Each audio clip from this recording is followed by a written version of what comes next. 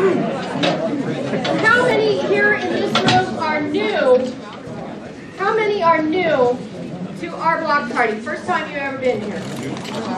Oh, thank you very much for coming. I appreciate it. We hope to keep it fresh and new and so that people learn things. And we appreciate you coming. For those of you that have come back, thank you. We appreciate it very much that you come back, and we hope that you do and keep learning about our candidates and how to get involved.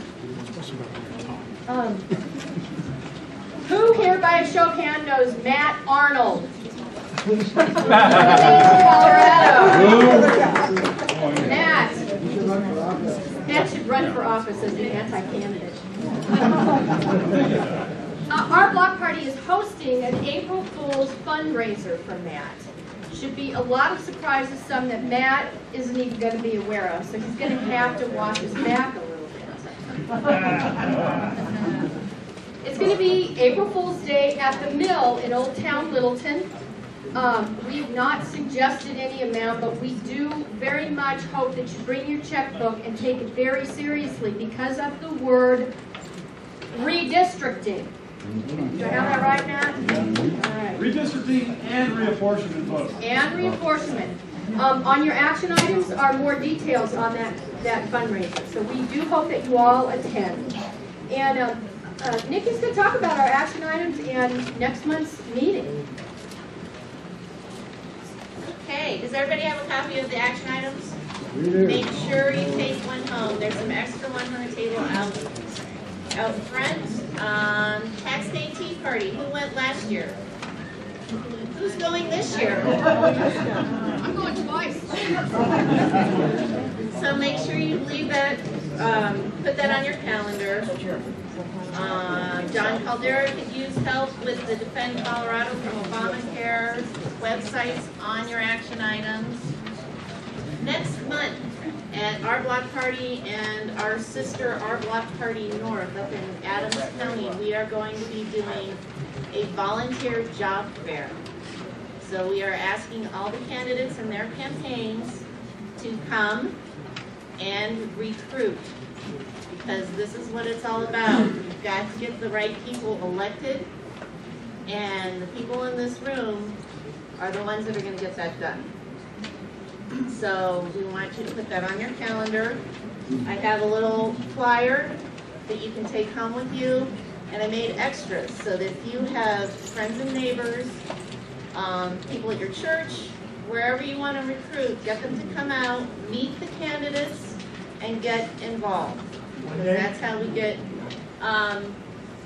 the dates are for our block party north, Monday, April 19th, and ours, as always, the last Thursday of the month, the 25th?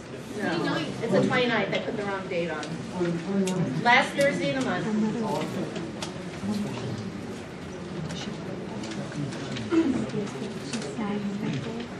The rest you can kind of read for yourself, take it home. If you want extra copies, you can always email me and I will send you a digital copy and get involved.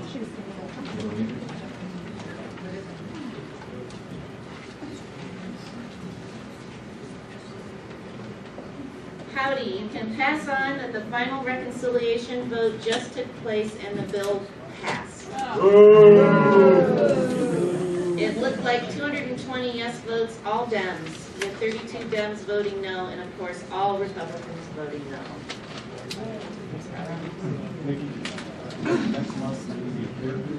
Yes. Unless, right now it's here.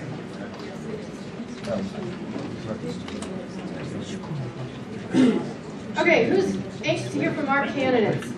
As far as I'm concerned, this health bill, the only thing it's done is solidify us, and it has bought us a little time to regroup and get some outstanding candidates in place so that we can take back our country. And we are going to start with Scott Gessler. Yay!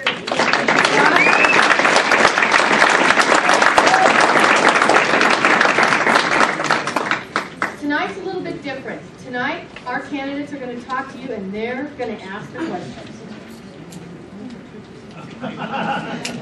Just don't let it trip me, either the questions or the cord. So Lori asked me to go first because I had hit her with a bunch of provocative questions, and she asked me to ask the group this. But let me start off with an easy one, sort of self-serving. Does anyone here know what the Secretary of State's office really does? Keeps minutes at the meeting. Yeah, keeps minutes at the meeting, handles Colorado's foreign affairs, elections. So if you're familiar with ACORN and voter fraud, that comes under Secretary of State. If you are familiar with Al Franken in the U.S. Senate, anyone hear him? That recount that flipped the vote from the Republican to the Democrat, that stuff comes under Secretary of State. So, so you want me just to ask a question. So let me ask a question here. And I'm going to not just talk about Secretary of State, but I'm going to talk some nuts and bolts. Because ideologically, I mean, I think we all want limited government. We're all a little bit irritated and disgusted with what's going on. So I'm going to ask some nuts and bolts questions. How many people here know how much a competitive race costs? Any race, a competitive race. Statewide or national? Let's try Secretary of State, statewide. Anyone know? 50 million. More than my competitor. No, wrong answer. And let me tell you why that's the wrong answer. Republicans always get outraged by small donations. Across the board, Republicans always get outraged, and they have for about 10 years. So we're losing the money race. I can tell you it's probably across the board everywhere. Anyone else? Answer. 50 million. 50 million. That's a little high, but 200,000. Let me give. That's actually okay. Here's how it works. For a competitive state house race, a candidate needs to raise $100,000. And if you look at the past data from the last two elections, okay, Democrats for competitive races have raised about $110,000. Republicans have raised on the average about $60,000. Okay? For a competitive race, for a 527, they are always involved in competitive races. They spend about $250,000 each side. That's a house race. For a competitive state senate race, it costs anywhere from about $400,000 to $1.3 million for a competitive senate district. Okay? Statewide races. I'll use Secretary of State. If you look at last election, Secretary of State, Attorney General, and State Treasurer, on the Republican side, each raised a little over $400,000. And for a full statewide message, in other words, for people to remember, Scott Gessler has short but slightly graying hair. Or Scott Gessler, has wife and baby and lives in Denver. Scott Gessler believes in fair elections. One message like that, so everyone remembers it. Because remember, we got 5 million people in Colorado, and for me to speak to groups this size would take me 30 years to reach everyone. So for one message, statewide saturation costs $650,000. If you look at those same statewide races, not governor, but those same statewide races, Secretary of State and Treasurer, okay, for the Democrats, they each raised about $500,000. And the Attorney General, they had a sacrificial lamb against John Sellers, but she still raised about $300,000. All right, governor's race, Bob O'Prey raised about $3.5 million. Bill Ritter raised well over $4 million. All right, so the reason I'm doing this, and I hope you don't mind me being a little provocative, Laura, is look, I mean, I am the most appreciative person in the world for the Tea Parties, the 9/12 movement, and our block party, because it keeps Republicans honest. All right, it's not tied into any party, and people say what they believe. They don't have to be, they don't have to necessarily play nice. They can hold people accountable.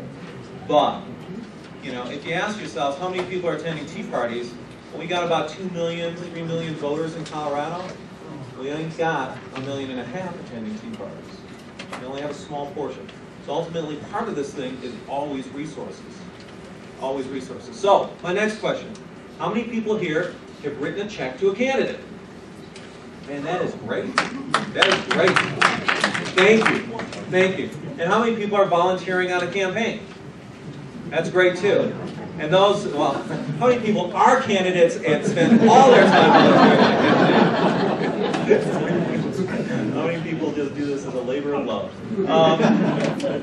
So that's great. I hope everyone winds up raising their hands. How many people write letters to the editor?